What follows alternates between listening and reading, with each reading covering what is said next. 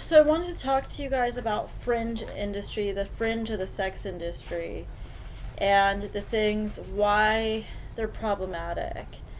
Like you guys know that unfortunately, Devin, the guy that I dated a while ago, was recruiting girls who looked underage into making personal videos, sex videos of themselves. And his whole guise and a lot of people's tricks, for maybe a better, more appropriate word, is that, well, they're over 18 and everybody's just kind of they're accountable for their own decisions, and I'm liberating them because now they don't have to go to work. They can just sell their bodies online. And isn't that empowering to feel that you can make that much money on being desired? And I think that and I will get to it, while there is an argument to be made for safe prostitution, that still is not that. The reasons that things like this are damaging, or say people getting girls to use their drugs in hopes that there would be a tacit consent to maybe an explicit consent to have sex with them after they get them high, that pressure would be there, that's okay because everybody's just doing what they want and they don't have to if they don't want to. Of course, there are scenarios where maybe the girl gets high and then is attacked or doesn't really feel that she can say no. But let's talk about why these things are problematic, even when they're not directly the industry, and people could make all kinds of excuses for why it's justifiable. Another example being prostitution in other countries, like unfortunately, I'm related to a predator who goes to Thailand and has the excuse that when he, an old man, has sex with 20-year-old Thai women, that it's okay because in their culture, sex is not shunned and using their bodies is not shunned, and so it's okay. Okay, my question to all of you, it was the same question across the board.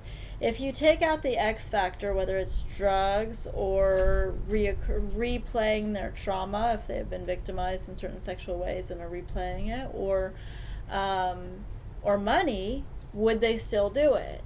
And the answer 99% of the time is no. No, the little girls don't, dream about becoming online hookers or for drug hookers when that's not the reality of what we all think is cool.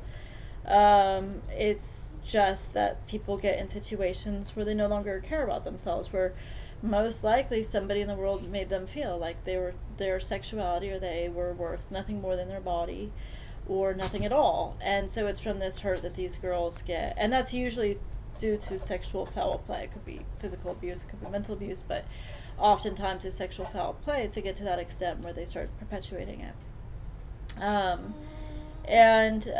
So it's sad because, especially when you see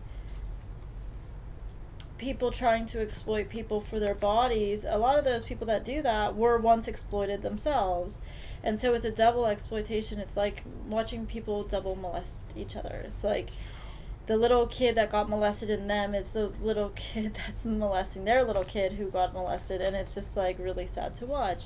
So if you take out the money and the drugs or the trauma, would these people want to have sex? And the answer is no. And so therefore, is it prostitution? Yes it is.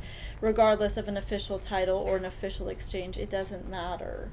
And in fact, some of these more covert, subtle, casual situations that people run into, hey, you want to smoke, and that's how you're getting propositioned, drugs out first.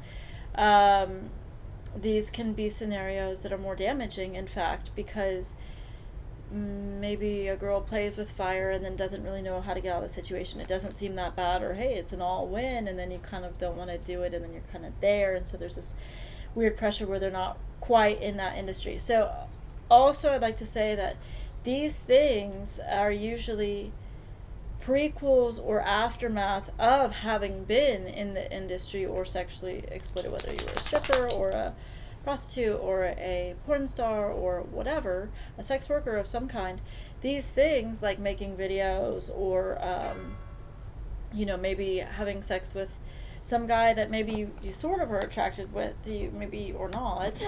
Maybe you could tolerate his dick, but you really were just after his drugs. These are usually things that are found in the prequel to the industry or the aftermath. So either it's a gateway to getting into the industry, which we all know how dark the sex industry is. It leads to suicide, murders, ODs, and low self-esteem, etc. Here, there is an argument to say countries elsewhere where it's legalized, open, and they can take pride in their things or have healthcare screenings or have social recognition. Not the case in America. Don't have protections in America. So it's a different kind of damage, and these things are these things usually have damage that they create. Like, for example, it can be a slippery slope. Like, say someone is like like, I'm empowered, I'm going to take videos of myself, and then some guy wants to enter the scene, and then all of a sudden, now they're like, well, what's the difference if I'm on camera and, and now I'm with this guy, and now it's no longer about self-liberation, although I always question that. Or they become addicted to drugs, and then they are not in control. It's not, maybe they kind of want to use drugs, it's like it leads to other things, like addiction. Like, they are saying yes to things that they would never want to say yes to, but they just really want to get high. And so people will capitalize on those addictions and those hurts. Or maybe they are saying yes to things that sexually hurt them or socially hurt them, or whatever. And then it's the same thing I said to the Thailand person, was just, there's no way, old man, that these women would want to have sex with you based on seeing you and meeting you. If they did, if they were of age, actually liked you, weren't coming from trauma and not after money or drugs, and you weren't lying to them, and they decided to have sex with you, go ahead, that's fair game. But the lies, deceit, and trade are what makes it kind of like rapey. And I notice a lot of justifications of men doing this, and it's not just men, obviously. Men can recruit men into things, or women can recruit people into things, but by and large is, and that's why it's damaging, that's why it's evil. And there's not a whole lot of accountability by people who do this in the world, these kind of things. There's always some excuse or some blame shift, or, well, I'm not as bad as the next person, or it could be worse, or you don't know what their life was before, they got involved with this, or whatever. And all I can say is it seems to very rarely in America lead to a better sense of self or self-esteem, or yeah, pretty much, it's pretty grim. So it's like watching souls fracture slowly but surely, in that they're willing to sell themselves out under situations that are not always happy. I remember I had known somebody who had done sex work, and he was really concerned about